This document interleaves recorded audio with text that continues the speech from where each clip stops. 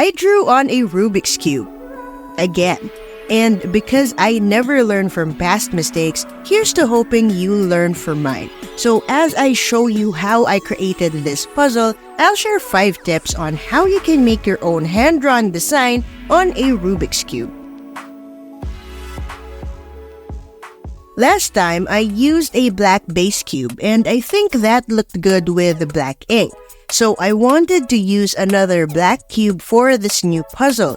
But I completely forgot to get a new cube for this project, and because I don't have the patience to wait for a new puzzle to arrive in the mail, I'm using the last stickered 3x3 that I have in my collection. It's time to get a proper main puzzle anyway. For this puzzle's design, my plan is to make something that looks like an optical illusion. I want to make it seem like the cube has curvy cuts. I needed to plan where the curvy lines will go to make sure that they make sense throughout the rest of the cube. I planned this on my phone because it was easier to draw with my fingers than with a mouse. And this is tip number 1. Use an art or note-taking app on your phone to design puzzles. It's a great way to keep track of puzzle ideas on the go. And now we're ready to put the design on paper. I printed this template in advance like I did for the other puzzle. And it's easy to make mistakes and to make the design look inconsistent because we're not copy-pasting design elements. So I penciled in some guidelines that can help us make a relatively consistent layout.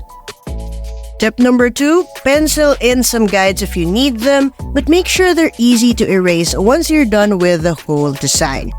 I'm glad I did that first because I don't want to keep printing this sheet for the template again every time I make a mistake, which is what I just did right now. So I have to redraw this part later, but I'll work on the rest of the design first. I thought having a plan for the layout will make this easy, but obviously it's still up to me to make sure that I follow the plan carefully.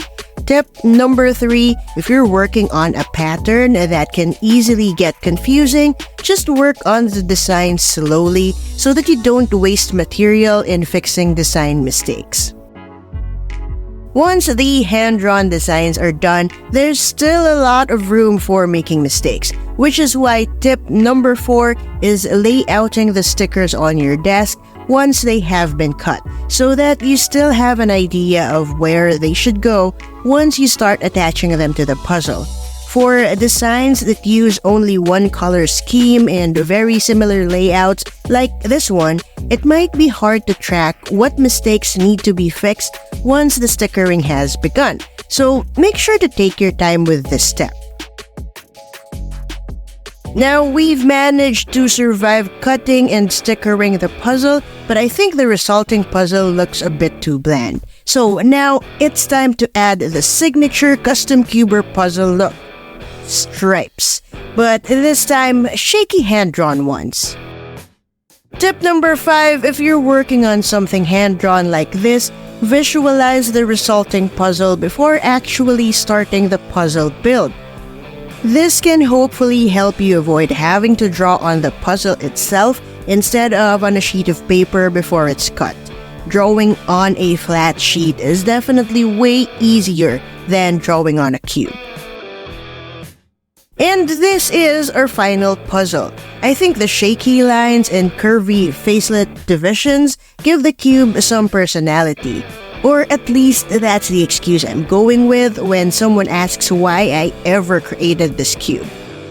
I'm a little bit worried about scrambling and solving this because a lot of the facelets look too similar, so I'll leave that for another video. But I hope this video helped you learn something about creating your own puzzle, and if you need more ideas for custom puzzles like this one, here's another video that you'll find interesting. See you there!